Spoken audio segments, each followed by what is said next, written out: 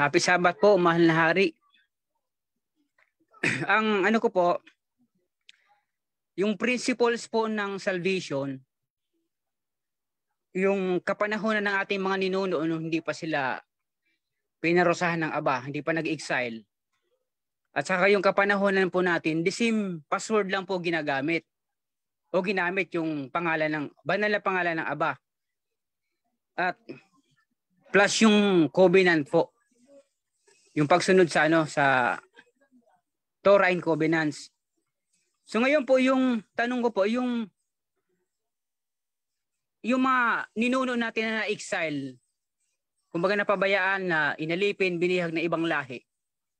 Nabanggit niyo po kanina na sila po ay maliligtas sa pamamagitan ng gawa. So righteous deed. So the same din po ba yung dito ngayon na nasa loob na ng covenant sa kapanahon na natin ngayon? Dapat hindi po maghiwalay yung password na yon, yung pangalan ng Aba at pangalan ng Bisaya Yahweh Shai, plus yung pagsunod sa Torah and Covenants. Tama po ba itong aking analysis, mahal na hari? Salamat po.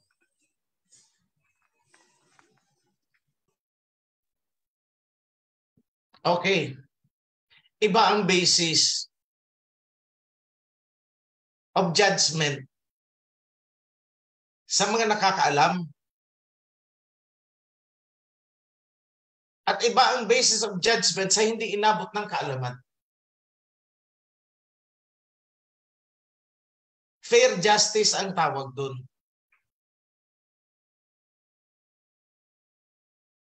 Sa inyong nakakaalam, alam niyo ang covenant, alam niyo ang mga laws. You will be judged according to that. Within the domain of the law, within the domain of the covenant. Doon sa hindi inabot ng covenant, dahil isinilang sila ng kanilang mga tatay na nagkasala noon na hindi man lang na nabanggit ang tungkol sa covenant, hindi na nabanggit ang ganito, ganun. So they will be judged according to their deeds.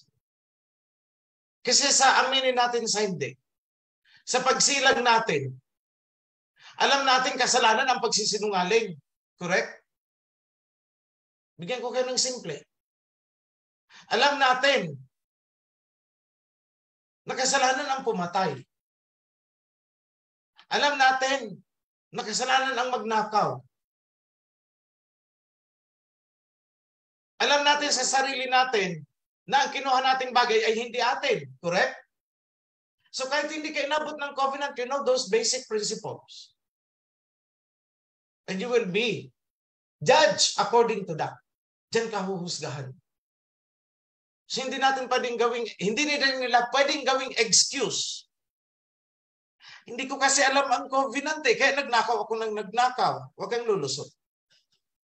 Dahil kahit walang covenant, alam mo, ang pagnanakaw, ang pagkuha ng hindi iyo ay hindi tama. Alam mo yun. Correct? Huhusgahan ka. Kahit wala pang pinag-uusapang covenant, alam mo, na ang pagpatay ng tao, yung pinapatay mo ay masasaktan. At ikaw mismo, ayaw mo ding nasasaktan. So alam mong mali ang ginagawa mo. With or without covenant, alam mo. Huhusgahan ka. So again, they will be judged according to their deeds. The laws of nature.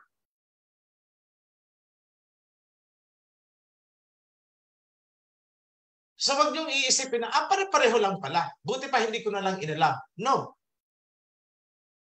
Kasi yung pagsasalita o pag mag-isip man ng, hindi ko sinasabing ganun ka, kapatid. Anyone.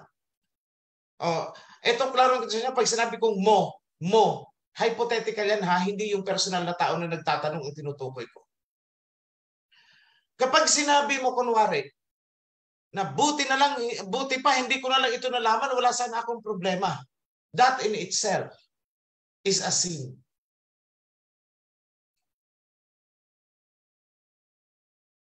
That in itself is a sin. Napipilitin mo magpaka-ignorante para wala kang responsibility. No. Kasi the fact remains, it's the same. Pareho lang. Huhusgahan ka pa rin ayon sa alam mo. At tayo ay binigyan ng ng basic minimum na kaalaman. At doon ka pa rin huhusgahan. So wala ka pa rin gusto. So, anong maganda? Pag nasa covenant ka, oo, mataas ang expectation sa'yo, pero mataas din naman ang reward. Remember, you will be priests and judges. You will be priests and judges. Yung wala sa covenant, pero talagang okay naman ang ginawa nila. Ano sila? They might become part of the great multitude. Wala silang authority. They would remain as subordinates. Not as commanders, not as masters, not as priests, not as judges, but followers. Ang swerte na lang nila kasi hindi tayo cruel masters. Yan ang swerte nila.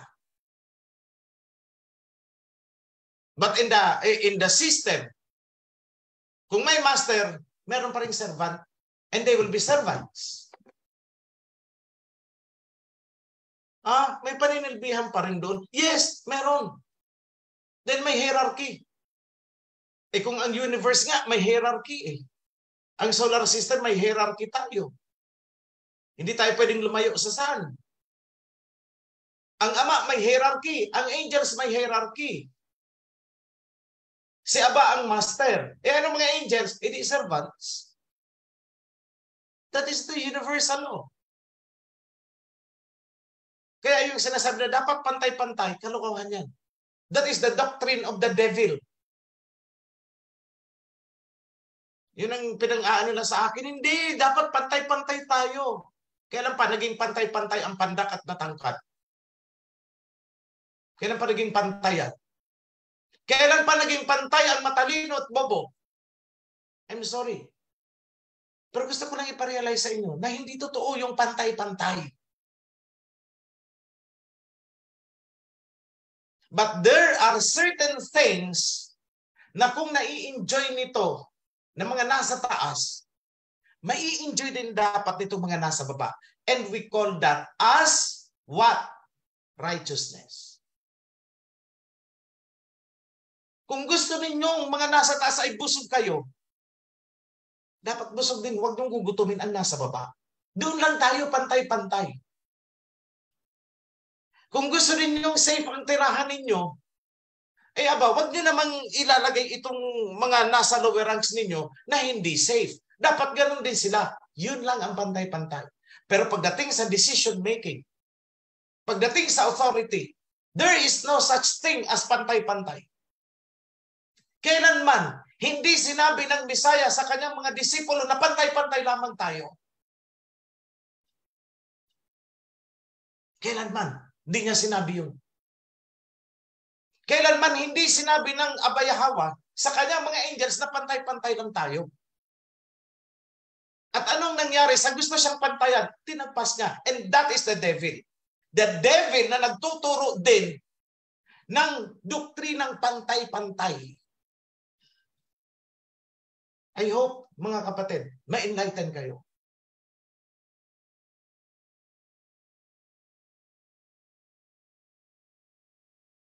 Ang maganda sa atin inside the law, kahit ang mga authority figures nasa taas, hindi sila mapagsamantala because hindi yan papayagan ng righteousness inside the law. At hindi ko rin yan papayagan. I tell you, kasi ako sa mga tao, hindi ako nakikipag-close to such extent na pwede mong influensyahan yung decision making ko. That will never happen.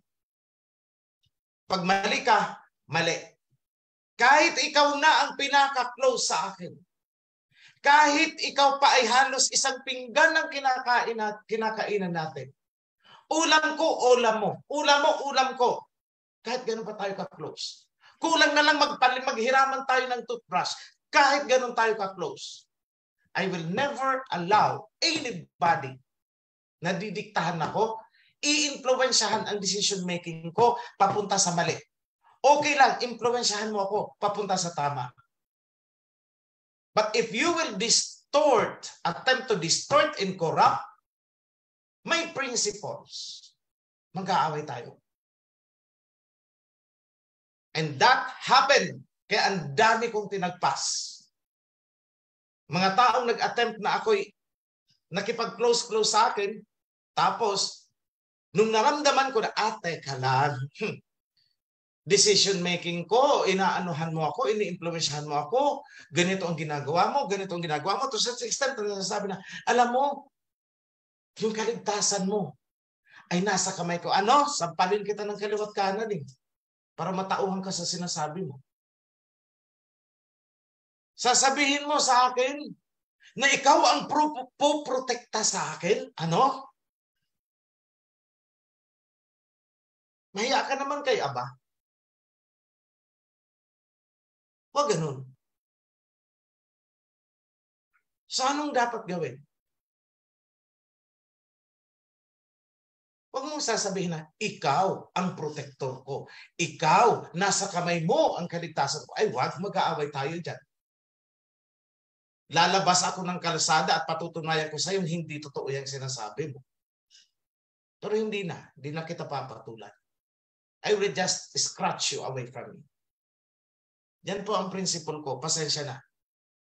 Minsan sinabi sa akin, hindi ako marunong tumanaw ng utang na loob. Hindi ko man lang daw isinaalang-alang yung pinagsamahan. That is human concern. Hindi ako ganun.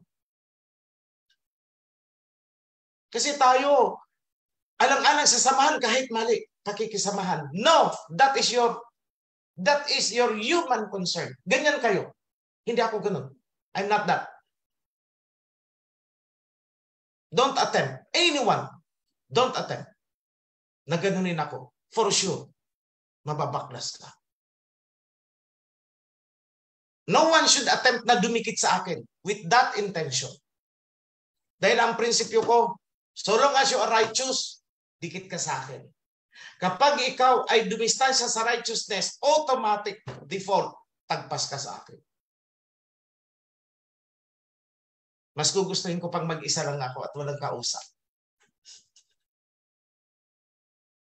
So, mga kapatid, ulitin ko yung sinabi kong tagpas ka sa akin mo, it's not addressed to the person na nagtatanong It's a hypothetical.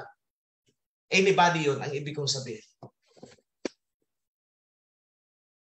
So, I hope kung talking about this, yung balikan ko lang yung tanong niya kanina, to wrap up,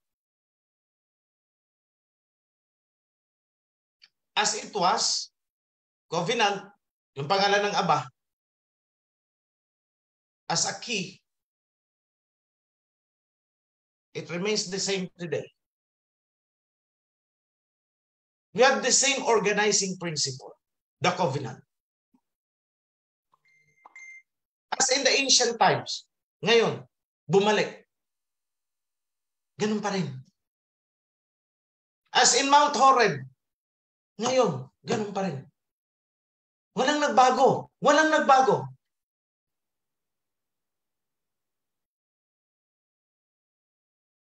Ganun pa rin.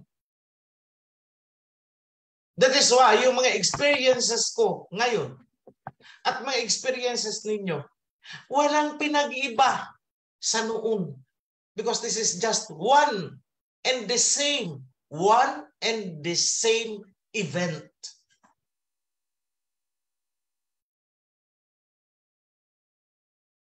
Alam niyo, ito sabihin ko sa inyo, ang journey mula sa paglabas sa Egypt hanggang sa atin ngayon, hindi pa po tapos. It is not true. Hindi totoo. Na 40 years journey lang sila nung lumabas ng Egypt. Hindi po. You are only talking about the physicality ng event. Pero yung event itself, the spirit itself, na nag-journey mula sa Egypt, nasabi natin ay 40 years, hindi pa po tapos. Hindi pa. It's still ongoing. Kaya sabi ko sa inyo, we are still in Exodus. Tingnan niyo, we're talking about Torah and Covenant. Why? We are learning the Torah and Covenant. Why? Kasi naandun pa rin tayo sa Exodus.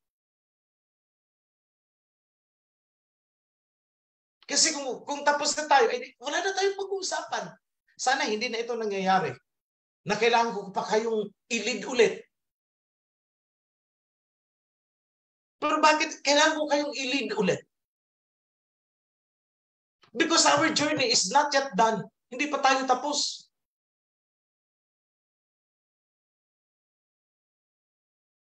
Bakit hindi tapos? The same covenant.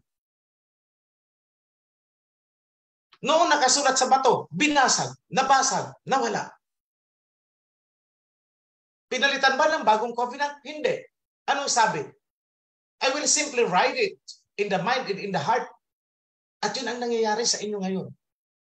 As we talk, I am writing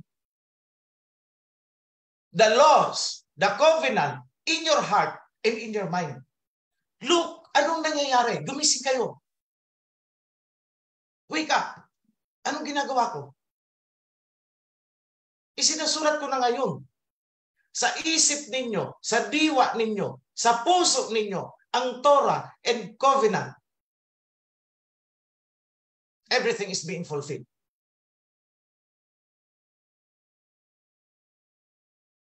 Yun lang.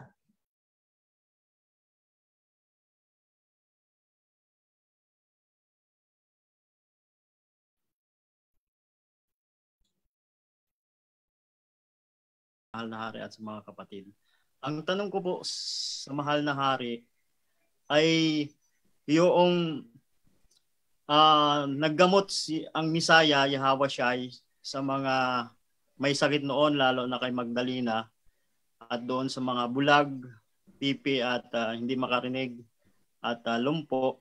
Ganon din doon sa pagkabuhay kay Lazaro. Yun po ba, mahal na hari, ay dumaan din ang proseso? O yun lang po?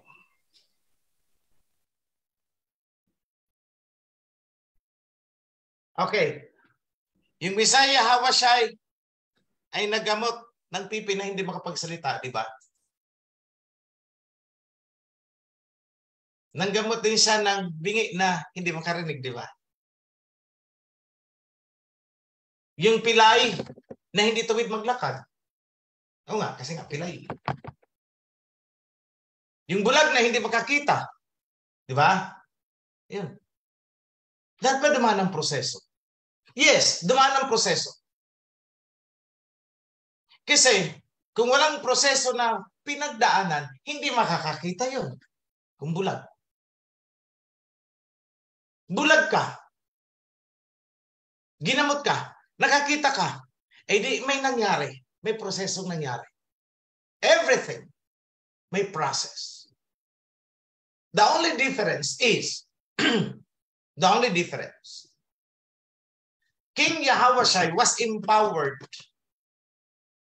at the time na wala pang medisina, wala pang pangtanggal ng cataract, wala pang pang-laser ng cataract. King Yahawashi was given that energy frequency na ang kamay niya can work as a laser. Yung katawan niya can emit a different kind of energy frequency na kaya niyang pagalawin ang molecules ng cells, kaya niyang kalusin ang cataract by his hand.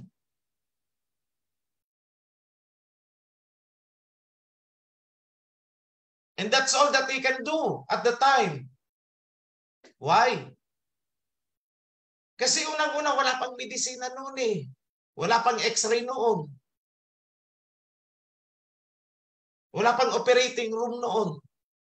But such were given today, made available to humans.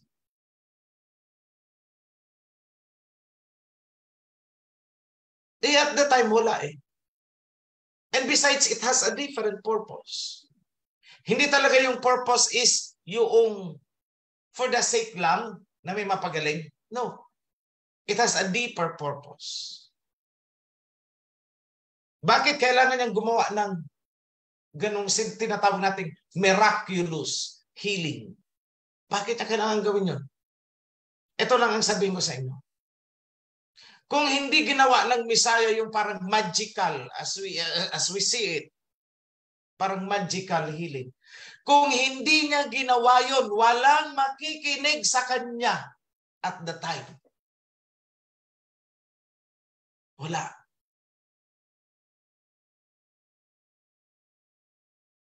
Kailangan niyang buhayin si Lazarus.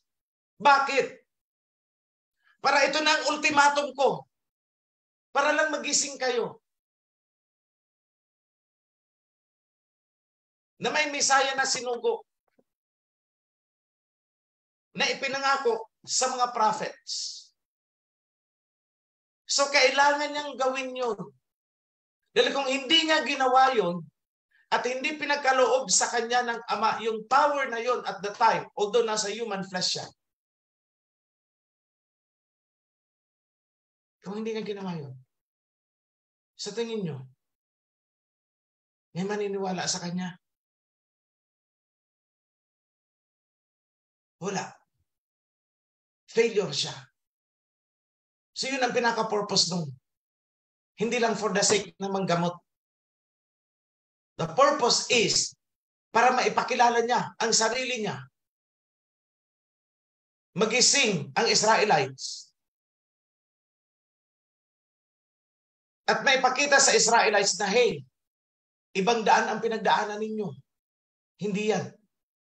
Sinong paniniwalaan nyo? Yung mga Pariseo o ako? Kumbaga nagkaroon ng paligsahan ng pasiklaban. O sige, magbubuhay ako ng patay. Subukan nyo. Kung makapagbuhay ko ng patay, hindi kayo ang totoo. Eh wala. Sino nakapagbuhay kay Lazarus? Siya. Kaya doon biglang bumaliktad ang Judea. Sumuporta sa kanya. Kaya pagbalik niya sa Jerusalem, winelcome na siya as king. Doon palang nagising ng todo-todo. Doon kinantahan ang Messiah. Doon siya na prinoklama ng mga tao na kanilang king. Bakit? Nakita na nila, may kapangyarihan to. Ito talaga ang king. So, kung hindi ginawa ng Messiah, how siya yun? How can he introduce himself? Paano niya ipapakilala ang sarili niya? At kung hindi niya maipakilala ang sarili niya, paano niya maipapakilala ang Ama?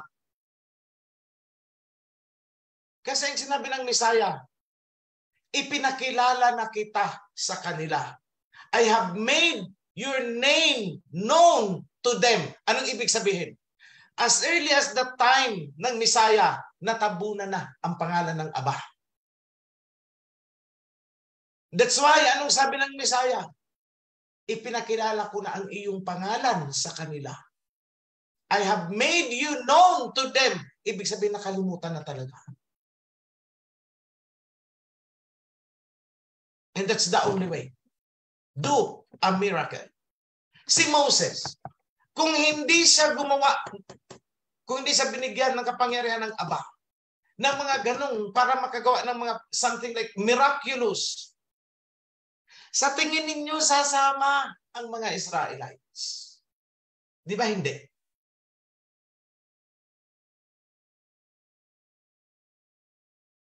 So ngayon, kailangan ba ang milagro?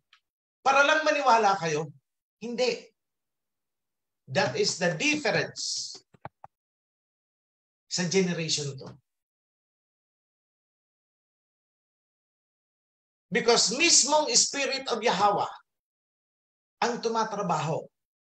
The rest is instrumental na lang. Hindi na kailangan ang milagro. Tingnan nyo, may nakakita ba sa inyo ng milagro? Wala. Bakit naniniwala kayo? Yan ang meron tayo ngayon. Itong generation na to, na wala noon ang Israelites. They are concrete thinkers. Pero ngayon, bakit naniniwala kayo? It's because nakita na ninyo ang nakaraan. Yun ang basis of trust ninyo ngayon. Ang Israelites noon, wala pa silang makitang nakaraan eh. Tayo ngayon meron. Nung nakita natin na pagtagpi-tagpi na ang mga pangyayari at luminaw na oo, ito nga ang mga nasulat sa prophecy, bigla kayong naniwala. Tama ang sinasabi ni OHC. See? And that is the miracle na kapalit ng pagpapagaling ng bulag. So, anong sabi? Blessed are they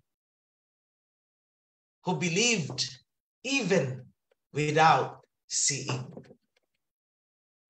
Mapalad yung mga naniwala kahit hindi nakakita. Hindi nila nakita. Naniwala. Noon, boses ko lang ang naririnig nyo. It's just my voice. And I for myself, nandun ako sa point of transition din. Torn between concerns of the flesh. Yung concerns of being yung concerns ng tao, nandun ako sa point na yun. At nagta-transition ako na I have this pala, the other side. I didn't know. Tulog ako. What is gising is the human flesh. The man, the Son of Man.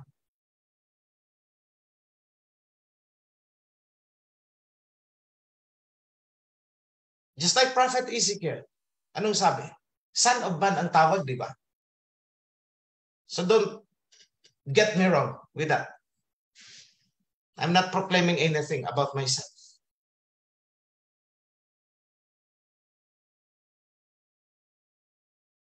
What I'm saying is, I am flesh. I am flesh. Without knowing, there is another side of me. Nung na-unleash, the other side of me, para pa rin akong bata na kailangan kong aralin maglakad spiritually. Because yung pamumuhay na alam ko is as flesh. Tao tayo eh. Andun ako sa period of adjustment. Andun ako sa pinagdududahan ko din. Yung mga pangyayari. Andun ako sa point na hinahamon ko siya. That's why I said, kung ako nga, ibalik mo sa akin lahat ang nawala sa akin. I was reduced down. Ibalik mo sa akin lahat ng nawala sa akin. Everything. Ngayon ako nang umaayaw eh. Tama na, hindi. Ayoko na yan. Hindi ko kailangan yan. Everything. More than, more than what I am before. More than what I have before. But I don't need it. So I started to discover what is on the other side. What is on the other side? What is the purpose of that other side? Kasi ang alam ko lang, nag-aral ako, grade 1, ganito. And that is the human side.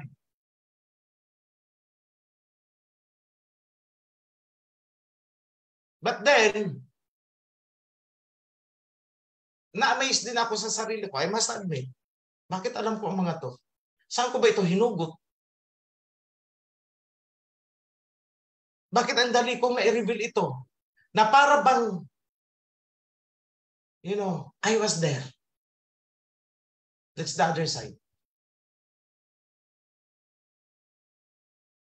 So everyone,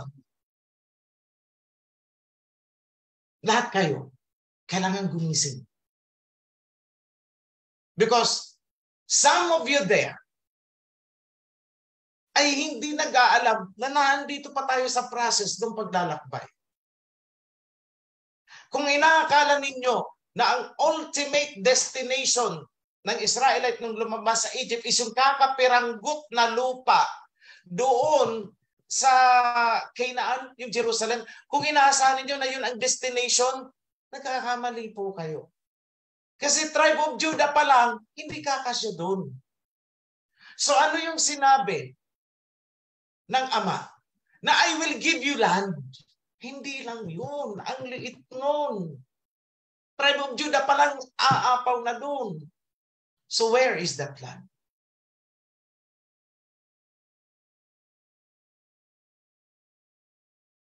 It's the Shemite territory. In your awareness, ibinalik ko na sa inyo. Ipinakita ko na sa inyo ang boundary. Ito, yung dinefine ni Abba na destination. And not only that piece of land na kinuha ng mga Israelite, ng mga peke na Hudyo. Bakit ko sinabi na hindi lang yon? Go back kay Jacob. Anong sinabi kay Jacob? Anong sinabi kay Abraham? Your offsprings will be as many as the stars of heaven. Kung mabibilang mo yan, sige, bilangin mo. Ganyan karami. Magkakasya doon sa kakapirasong lupa doon sa Israel? No.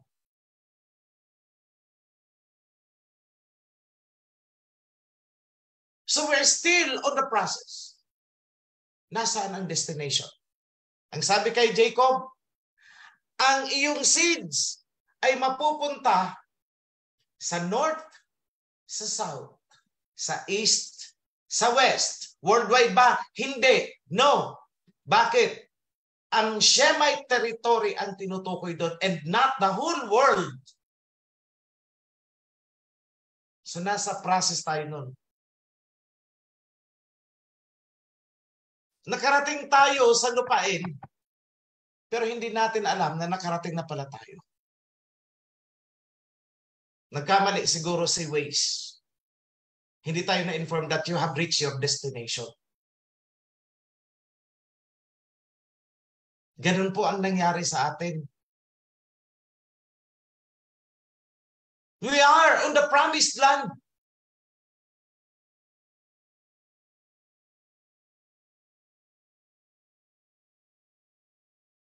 Ngayon, what was written in the Bible is a big lie. That you have been scattered. Talaga namang i-scatter eh. Dahil hindi naman tayo i-confine doon sa kakapiraso nyo. Dahil hindi naman tayo kung i-confine tayo, buong 12 tribes, nagpatayan na dahil wala nang mapagtayo ng bahay. So we are not, that is not our destination. Stop over lang po yun paglabas nila ng Egypt. And from there, you have to proceed here. Kasi ang sabi to the land of your ancestors, nasan ang land of our ancestor? See?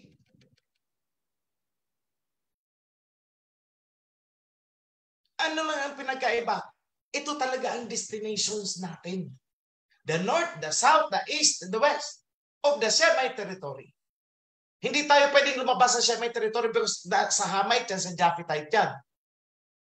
So righteous ang Aba. Dito kayo ha, ito ang teritoryo nyo. Spread to the north, to the south, to the east, to the west. Yan ang context. So nung lumabas sila sa Egypt, pahinga lang muna kayo dito. Dito sa land na inoccupy ni Canaan. But you have to spread. Dahil yun ang sinabi kay Abraham, yun ang sinabi kay Jacob. So, here we are. Pero nagkamali si Waze. Hindi nakapagsabi sa Waze na, you have reached your destination.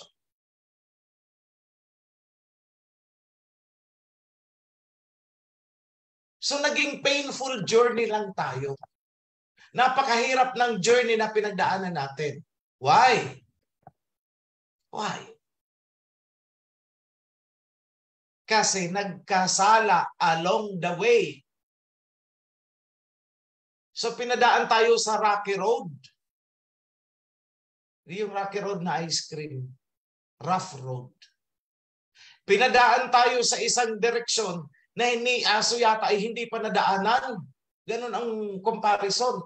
Kasi nagkasala nga. Pero kung hindi nagkasala, sana doon tayo pinadaan sa ispaltado at tinutugtugan pa tayo ng banda habang dumadaan tayo. Ganun sana. Kung hindi nagkasala. But as to the destination, nothing has changed. Dahil kung anong prinamis ng Aba na lugar, yun pa rin. Kasi sabi ng Aba, I am Yahweh. I did not change. Wala akong binago. Hindi ako nagbago. Hindi ako pabago-bago. I am the same as before. Kaya nga hindi kayo nalusaw eh.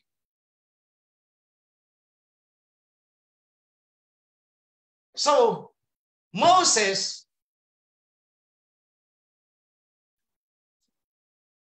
still guides you.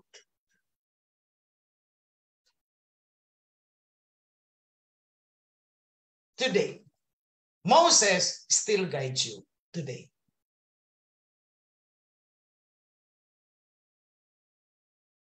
Kaya nga nung sabi sa New Testament,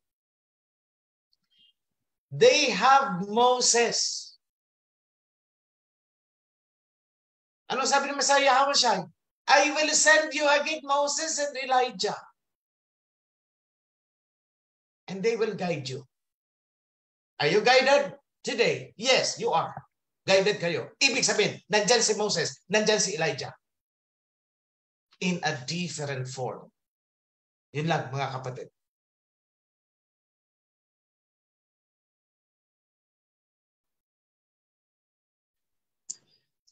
Hello po, magandang hapon po sa mahal na at sa ating mga kaoperyan. Ang tanong ko lang po ay tungkol sa tungkol dun sa mga paglalabanan ng mga anghel sa kalawakan. Ito po ba ay makinalaman niya sa tinatawag nilang Big Bang ng mga scientist? Yun lang po yung tanong. Wala. Yung labanan ng mga anghel sa kalangitan na nakasulat dyan is describing a different event. Ibang event yan. And that will happen sa last days. Doon nyo makikita yung mga napapanood nyo sa sine na ay, yung pala yun. Our mind is being conditioned ng mga to because they know that it will happen. The mere fact na pumasok yan sa kanilang isipan, sa kanilang imagination, ibig sabihin nag-i-exist. Kasi hindi yan lalabas sa consciousness ng tao kung hindi nag-i-exist. It exists.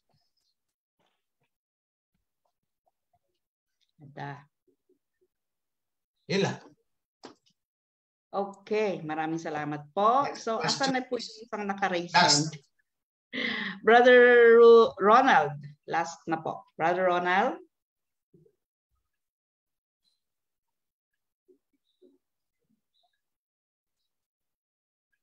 Paki-unmute.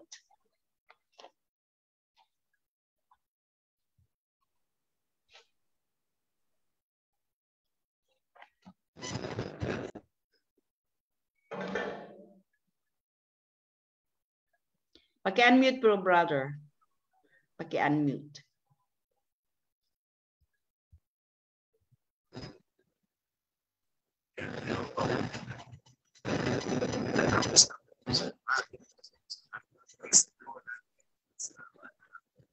Ay, may problema po yung mic ninyo, bro.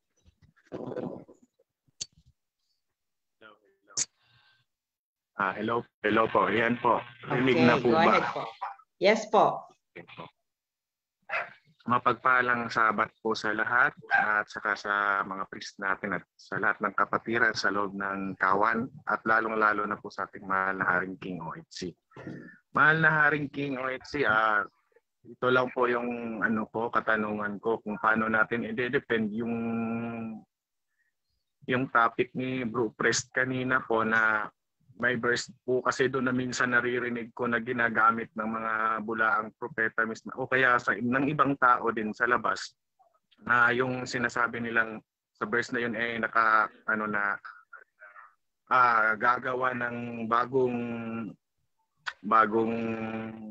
batas yung Ama na isusulat sa puso at sa isipan. Minsan po kasi ginagamit nila yung pangbaluktot po kasi minsan yung may nagtatanong tas sabing ibabaluktot kagad nila yon na yung bagong ginagawang kautusan din na na nasa reliyon daw. Yun lang po Malnare. Yun lang po yung concern ko. Kasi Actually, wala namang sinabi na gagawa ng bagong kautusan. Ang sinabi is, isusulat ko lamang sa inyong mga puso ang covenant. Hindi sinabing gagawa ako ng bagong covenant. Kumbaga yung bago ay yung pinagsulatan lang kasi noon sa bato, ngayon sa puso na natin. Kumbaga ipapasok niya na talaga sa isip at diwa natin. Yung covenant. Yun lang ang ibig sabihin nun. Pero yung content is the same pa rin. Bakit sinabi kong the same pa rin? Andyan sa salita ng Misaya Anong sabi niya? Maglaho man at langit lupa, ni isang guhit walang magbabago. So ibig sabihin wala siyang bagong batas. Wala. Di ba? Ano pang sabi ng Misaya? Makinig kayo kay Moses. They should listen to Moses. New Testament yun doon sa parable na si Lazarus at saka ang mayaman. Basahin niyo yung last verse. They should listen to Moses. Ano pakikinggan natin? Sige. Kung imagine niyo yung old Moses, buhayin natin, ilagay natin dito. Anong lalabas sa bibig niya? Di ba Torah, Covenant? Yun ang sinasabi ng Misaya na makinig kayo kay Moses. Yun ang sinabi niya doon sa mayaman na namatay kasabay ni Lazarus. Yung parable. Nakuha niyo mga kapatid. So ibig sabihin, walang bago. Kasi kung may bagong gagawin, sana sinabi ng Misaya na wag na kayong makinig kay Moses dahil may bago akong ibibigay. Hindi ganun Anong turo ng Misaya? Makinig kayo kay Moses. Ibig sabihin, yung batas na sinasabi ni Moses, yung sistema lahat, yung covenant na binigay kay Moses. Ganun lang kadali i-refute yun. Huwag kayong magpapalin lang sa mga yan na may bago. Kasi kung may bago, sana sinabi ng Misaya na wag na ninyong pakinggan si Moses. Hindi Ang sabi ng Misaya sa Matthew, makinig kayo kay Moses. Ano pang sabi niya? I will send prophets, teachers, sages, experts in the law of Moses. See? Hindi sinabing experts in the new law. Wala. See? Nandyan, basahin nyo. Nandyan sa salita ng Misaya ang katotohanan. I hope I have answered your question, kapatid. Mga priest, supply nyo na lang yung kapitulo, versikulo ng mga sinabi ko. You know it. Kasi tamad ako mag-memorize ng mga numbers. That is my Waterloo. Alam ko lang ang content, but not the verse. Hanapin nyo yung sa parable ng kay Lazarus, na yung sa pinakadulo, doon lang itinira is they have Moses. They should listen to Moses kung gusto nilang maligtas. Andun, sa dulo nun. Tapos, meron pang isa na dapat yung tandaan. Kaya walang bago. Maglaho man ang langit at lupa, ni isang guhit, walang magbabago. Correct? Yes. Yan ang mga panampal ninyo dyan sa mga doktrina di patarantan ng mga yan. Okay? Another one.